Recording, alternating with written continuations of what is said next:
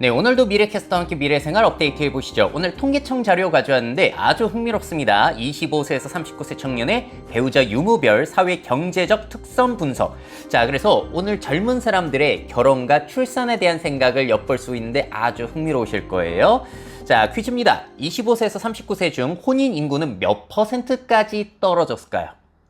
자, 통계청 자료를 보시게 되면 33.7%까지 떨어졌어요. 그러니까 3명 중에 1명만 결혼을 했다라고 보시면 되겠고요. 연령별로 보시게 되면은 20대에서는 결혼한 사람이 10%도 안 됩니다. 예전엔 진짜 30살 넘어가면 노총각, 노처녀 소리를 듣던 시절도 있었는데 불과 20, 30년 뒤에 완전히 바뀐 거죠. 그래서 30대 초반에는 34.2%까지 높아지고 그리고 30대 후반까지는 60.3%까지 높아지기는 하는데 이게 굉장히 중요하죠. 그러니까 거의 30대까지만 하더라도 절반가량만 결혼을 한다는 거예요. 그러니까 결혼 안 한 사람들은 평생 동안 솔로로 살 가능성이 굉장히 높다라고 보시면 될 것 같습니다. 자, 다음 퀴즈. 25세에서 39세의 혼인 인구 비율이 가장 높은 지역, 그리고 가장 낮은 지역은 어딜까요? 제일 높은 지역은 세종시예요. 아무래도 안정적인 공무원분들이 많으시다 보니까 이런 결과가 있지 않나라고 생각이 들었고, 꼴찌 지역은 찾기 너무 쉬워요. 꼴찌 서울 25%. 그러니까 서울에 사는 25세에서 39세 청년 4명 중에 1명만 결혼을 했다. 굉장히 의미가 있는 수치죠. 아무래도 서울은 집값 자체가 비싸니까 신혼부부 생활하기는 쉽지 않은 지역이다라고 볼 수 있을 것 같아요. 자, 다음 퀴즈. 25세에서 39살 혼인 인구 중에서 아이가 있는 사람은 몇 %일까요? 자, 혼인 인구 중에서 보는 거니까 이건 비율이 높습니다. 74.7%. 그래서 결혼하면 일단 거의 아이는 낳는다. 하지만 이 비율도 점점 줄어들고 있는 경향도 볼 수가 있어요. 딩크족이 늘고 있다는 건 이제는 상식이니까요. 자, 그리고 결혼한 사람 중에서 연령별 유자녀 비중을 보시게 되면은 이제 30살 후반까지 가게 되면은 84%까지 이제 아이가 있어요. 그러니까 결혼하면 대부분 아이를 낳는 편이다라고 보시면 될 것 같습니다. 자, 다음 퀴즈. 결혼하지 않은 청년 몇 %가 지금 부모님과 함께 살고 있을까요? 이 비율이 자꾸 높아질 것 같은데 의외로 통계청 결과를 보시게 되면은 점점 떨어지고 있어요.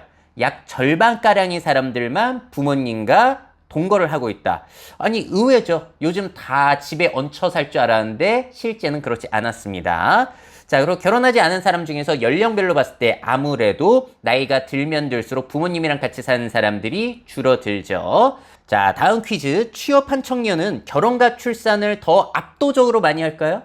그렇지 않더라고요. 이 조사 결과를 보시게 되면은 결혼을 더 많이 하기는 하는데 별 차이가 없어요. 1% 차이밖에 없고 오히려 취업자 중에서 자녀가 없는 사람이 더 많더라라는 이런 조사 결과가 있었고요. 이거보다 더 중요한 장표는 다음 장표예요.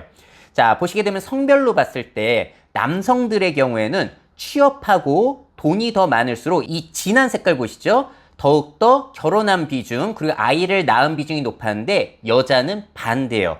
여자는 취업을 하고 돈을 더 많이 벌수록 결혼 안 하고 자녀가 없는 사람이 더욱 높다. 남자와 여자가 이렇게 차이가 납니다. 그러니까 여성의 사회 진출은 출산율과 진짜 큰 연관을 가지고 있는 거고요. 이들이 아이도 낳고 직업 커리어도 이어가고 싶은 경우에 지원은 필수다라고 할 수가 있겠죠. 자, 다음 퀴즈입니다. 무배우자, 무자녀 청년의 주택 소유 비중은 얼마일까요? 아무래도 결혼하고 아이가 있는 사람에 비해서 떨어지긴 떨어지는데 진짜 많이 떨어집니다. 자, 결혼 안 한 사람은 일단 집을 안 사요. 내가 굳이 무리해가지고 대출받아서 집을 살 필요가 없는 거죠. 자, 자녀가 없어도 마찬가지로 떨어지긴 하는데 이 결혼한 사람과 안 한 사람의 이 차이가 제일 크게 보입니다. 자, 여기서 또 우리가 눈여겨봐야 되는 사실은 뭐가 있냐면은 사실 신도시 건설과 집값 상승의 큰 요소가 신혼부부들인데 계속 혼인과 출산을 안 하다 보니까 주택 수요가 과연 늘어날 것인가 신도시에 있어서 그거를 저는 굉장히 궁금하게 보고 있어요.